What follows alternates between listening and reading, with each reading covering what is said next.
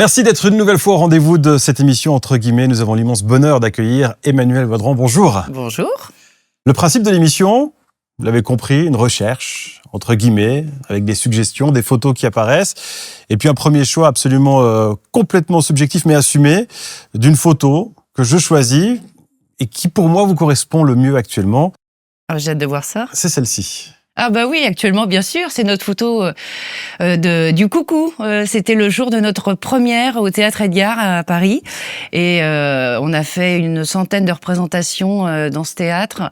Et surtout, découverte d'une équipe formidable. Alors, des retrouvailles avec Luc Hamet, avec qui j'avais déjà travaillé. Et une rencontre avec Gérard Vivès, qui a été vraiment une très belle rencontre. On s'amuse beaucoup sur scène. Maintenant, on est en tournée. Donc, effectivement, c'est une photo qui est très... d'actualité. D'actualité, mais aussi on vous sent pleinement épanouie, pleinement heureuse. Ben oui, parce qu'on prend énormément de plaisir à jouer cette pièce, on s'amuse beaucoup, elle marche très fort parce que le public est hilar à chaque fois, ça plaît beaucoup, donc nous on est heureux, c'est tout ce qui nous importe, et puis on s'amuse entre nous, donc voilà, c'est que du bonheur. Les planches, la comédie, c'est votre vie aujourd'hui ? Oui, ça fait un moment que je suis beaucoup plus au théâtre qu'à la télé. Malgré tout, c'est pas forcément un choix personnel, ça s'est fait aussi comme ça. Et puis c'est vrai que de rencontrer des belles personnes comme Luc, qui m'a fait vachement travailler au théâtre ces dernières années, c'est aussi un choix aussi pour rencontrer le public. Et puis voilà, après, la télé, j'aimerais bien aussi en refaire un petit peu. Je vais pas dire le contraire, mais la vie de tournée, c'est vraiment un truc que je ne peux pas m'en passer. Difficile de concilier les deux, télé et comédie. On est soit comédienne de télé, soit comédienne de théâtre. C'est faisable. L'année dernière, j'ai pu tourner un téléfilm justement pendant les répétitions du Coucou. Après, c'est vrai que quand on est en tournée, on part quand même pas mal. Et puis quand on joue à Paris tous les soirs, on peut pas tourner dans le Sud en même temps.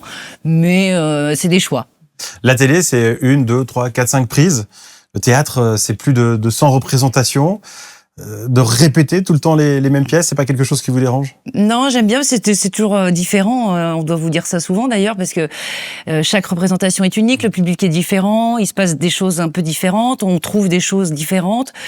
Donc moi, je m'amuse encore. Peut-être qu'au bout de 300, 500, on commence à se lasser aussi un peu, c'est vrai, mais après, quand on fait rire, c'est toujours un bonheur de déclencher des fous rires, c'est quand même le pied. Cette photo, c'est aussi un attachement aux personnes, vous le disiez tout à l'heure, à Luc Hamet, à son théâtre, plusieurs pièces avec lui. On s'attache à un lieu, on s'attache à un théâtre à Paris. Bah là, je suis un peu comme à la maison quand je vais au Théâtre Edgar chez Luc Hamet.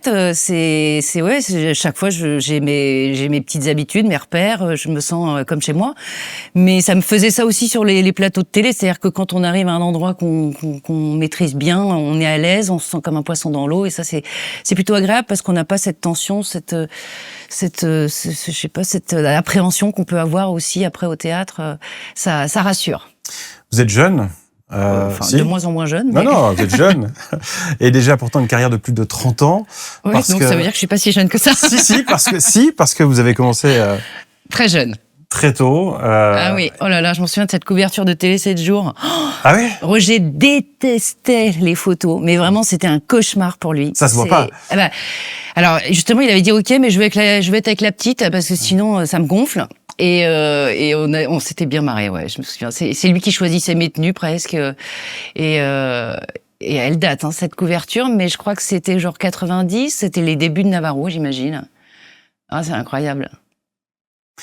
Les téléspectateurs, les gens ont suivi votre évolution depuis toute petite. Yolande Navarro, vous avez grandi avec ce personnage. Ouais, comme disait Roger, on intégrait le salon des gens tous les jeudis soirs, et ils ont eu cette impression de nous connaître. On venait chez eux, donc les rapports étaient toujours très chaleureux avec le public parce que on était présents, on faisait partie de la famille. Et parfois, quand on me reconnaissait pas tout de suite, on me disait mais t'es une copine de ma fille ou comment on se connaît. Enfin, ils savaient qu'ils me connaissaient, quoi. La télévision, c'est une machine à notoriété incroyable. Encore plus aujourd'hui, ouais. Vous étiez jeune Comment vous avez vécu toute cette période? Parce qu'il y a eu l'adolescence au milieu de ça, vous êtes exposé en permanence. Très simplement parce que je vivais à la campagne avec mes parents, j'étais plutôt assez discrète, et puis c'était une série qui passait aussi le soir, donc souvent les collégiens, enfin là j'ai commencé, on regardait pas forcément les polars du jeudi soir à 20h30 à l'époque. Donc ça va, j'arrivais à me fondre dans la masse, je me faisais discrète et puis ça me convenait bien. Après, j'avais quelques petites questions comme ça, mais c'est pour vous dire que quand j'ai tourné La Baule les Pins, j'ai raté un mois d'école, ma rentrée en 6e, donc tout le mois de septembre, je tournais. Et le directeur ou le proviseur de ma classe était venu en disant, écoutez, voilà, vous êtes temps, mais il y aura une élève supplémentaire qui arrivera, mais là, elle fait du cinéma, donc voilà, mais elle arrivera en octobre. Et les élèves avaient cru que je faisais mon cinéma pour pas venir en cours. Ah oui, d'accord. Donc voilà, c'était très loin. On était vraiment dans une campagne où on pensait même pas ce genre de choses. La télé, c'était vraiment presque surréaliste. Bon, pourtant, ça a duré de nombreuses années. Oui. C'était un rêve de petite fille de devenir comédienne, actrice? Non, c'était un peu, ça m'est tombé dessus. C'est un peu comme Obélix qui tombe dans la marmite. C'était une belle marmite d'ailleurs. Mais j'ai passé le casting un peu par hasard parce que ma mère, on lui avait demandé de nous inscrire, mon frère et moi, dans une agence pour faire des photos, des pubs, des choses comme ça. Et puis à l'époque, elle avait refusé parce qu'on habitait loin de Paris. Et quand on est arrivé en région parisienne, elle s'est dit tiens, vous voulez faire quoi cette année? De la danse, hein? Vous voulez faire des castings? Alors c'est quoi les castings? Et puis voilà, on s'est inscrit et petit à petit, j'ai passé le casting de Navarro assez vite et ça l'a fait. Et il y a une vraie complicité entre Ouais. vous deux. D'ailleurs, quand vous avez regardé cette photo, on a senti un petit peu d'émotion quand même. Oh oui, c'est mon Roger, c'est vraiment mon deuxième papa. Hein. À tel point que vous lui avez même consacré un livre. Ouais. Ouais. C'était pas une idée de ma part au départ parce que j'ai eu beaucoup de mal quand il est parti. Et puis en fait, l'éditeur a réussi à me convaincre en me disant que ce serait bien de partager un peu tous les bons souvenirs justement que j'avais avec lui. Et puis voilà. Donc ça s'est fait comme ça. Je me suis mis mes corps et âmes dans ce projet qui m'a vraiment beaucoup plu parce que j'ai pu reprendre aussi contact avec tous les gens qu'on avait eu sur Navarro, des comédiens, des techniciens, la maquilleuse, l'habilleuse, le réal. Enfin, on était vraiment une famille. Et puis voilà, me rappeler tout ce que Roger m'a appris, tout ce qu'il m'a apporté, tout ce qu'on a fait ensemble, parce que vraiment c'était comme un deuxième papa qui me racontait son histoire, son histoire dans la Casbah. Donc j'ai toujours eu envie d'aller voir à Alger ce que c'était que cette Casbah. Et puis on partait en vacances ensemble. Il m'a offert ma première voiture, ma chienne. Enfin voilà, il se tenait informé de tout ce que je pouvais faire. On allait manger au restaurant. C'est lui qui m'a mis le goût à la gastronomie, à tout ça, quoi, les couscous. J'étais baignée là-dedans et ça, c'était une joie immense, quoi. Il vous a aussi permis de garder les pieds sur terre. Tout à fait. Ça, là-dessus, il a été très, très vigilant.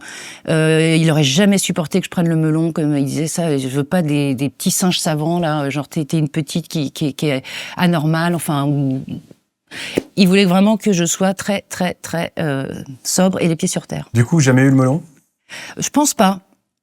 Et puis mes parents veillaient aussi à ça. Et puis comme j'étais à la campagne, encore une fois, je cherchais plus à être discrète qu'à me faire remarquer, quoi. Autre photo qui résume très bien la personnalité que vous êtes, votre vie aussi. Mon chéri, Voilà. mon amour. Eh ben oui, et c'est Roger qui me l'a présenté. Oui. Parce que en fait, il m'avait embauché pour faire une pièce, pour jouer Tartuffe. Enfin, lui, je jouais Tartuffe, moi, je devais jouer Marianne. Et puis, il fallait trouver un Valère. Et donc, il a passé une audition, et puis il en a fait venir 3.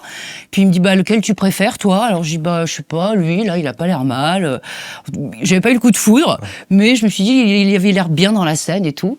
Puis il me dit, ok, très bien, allez, je valide. Et donc, il l'a pris, et puis on a fait une tournée qui s'est d'ailleurs achevée en Suisse, à Montreux. Et c'est là qu'on s'est embrassés pour la première fois. Roger était pas ravi. Parce qu'il était quand même un peu possessif et jaloux. Mais voilà, depuis, on a 2 enfants, et c'est l'amour depuis 25 ans. C'est incroyable. Ouais, c'est chouette. C'est quoi votre secret? Le secret, il y en a pas, c'est qu'on est tous les deux très, très sympas, on respecte l'autre, c'est simple, en fait. On se pose pas trop de questions. Il était comédien, il a bifurqué. Complètement, oui. Ça aide à ce qu'ils comprennent ce que vous faites, en fait.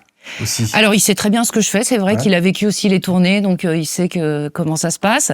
Et il est parti complètement ailleurs. Il est dans l'informatique aujourd'hui. Mais il a toujours cette petite corde qui vibre dès qu'on parle de théâtre. C'était quand même quelque chose qui le passionnait. Mais ça lui manque pas. Il a arrêté sans aigreur justement pour voir autre chose. Et puis, mais voilà, c'est vrai qu'il me comprend. Il vous conseille, même pas. Il vient voir vos pièces oui. ou... Quand même, je suis toujours un peu stress quand il vient, mais non. Par contre, il me laisse complètement libre de faire mes choix. Je fais ce que je veux et lui pareil. On a vraiment chacun notre univers aussi, donc on respecte ça et on aime bien mélanger nos amis, par exemple, ses amis, mes amis, mais chacun fait ses choix. 2 enfants, vous l'avez dit. Oui. Dont une qui suit les traces de la maman.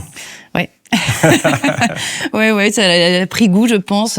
C'est vrai on l'amenait souvent quand elle était petite, elle était toute seule, donc on se débrouillait. Elle venait parfois m'accompagner au théâtre, elle était dans les loges.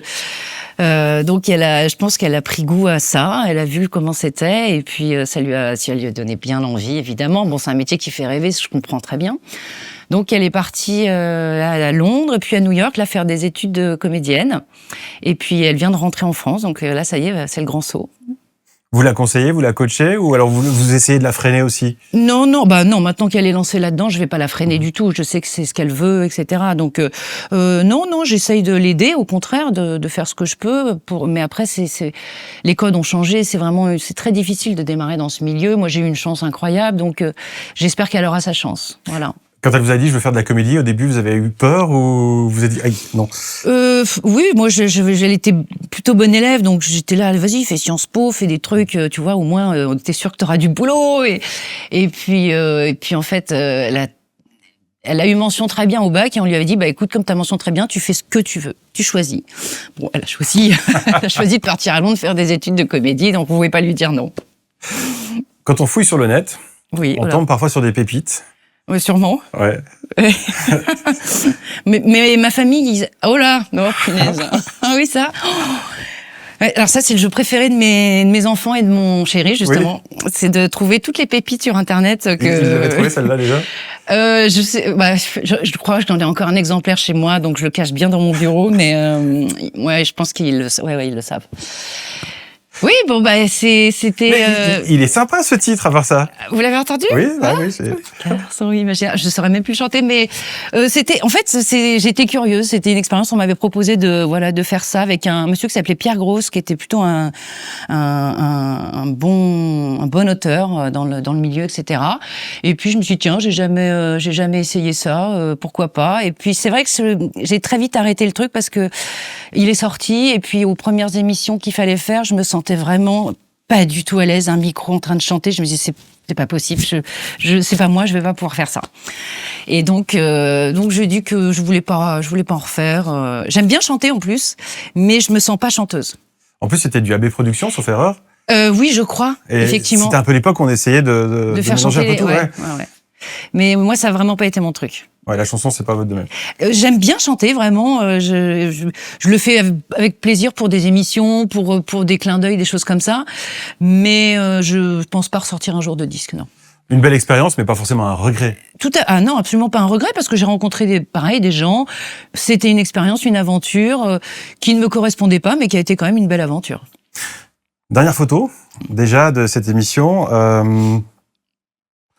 C'est celle-ci. Ouais, c'est la même qu'au départ. On revient sur ça. C'est votre dernier rôle pour l'instant. L'avenir, ça reste le coucou. Puis ensuite... Bien, pour l'instant, c'est vrai qu'on a ce coucou qui nous mène jusqu'à l'année prochaine, au moins, parce qu'on a une belle tournée qui s'offre à nous. On a une belle pièce et ça arrive pas tous les jours. Et quand ça marche comme ça, on a envie de protéger ce bébé, donc on s'en occupe bien et puis on va l'emmener très loin, je pense. Et puis après, peut-être encore du théâtre. J'espère aussi retourner un petit peu, pourquoi pas dans des quotidiennes, des choses comme ça. Donc mon agent travaille là-dessus aussi. Mais oui, de la comédie, en tout cas de la comédie, que de la comédie. Quand on s'appelle Emmanuelle Boisdroit, on doit encore faire ses preuves tout le temps, ou on vient vous chercher? Mais comme tout le monde, je pense qu'il faut toujours faire ses preuves. C'est un métier où on n'a jamais fini d'apprendre. C'est la beauté de ce métier.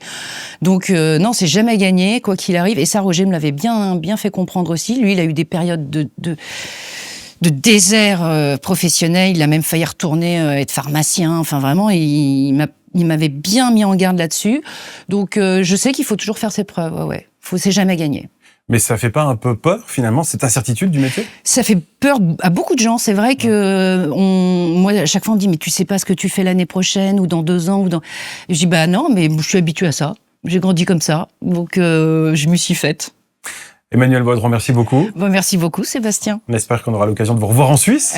Alors, j'y compte bien parce que la Suisse est un passage incontournable pour chacune des pièces que je fais en général. Donc, j'adore.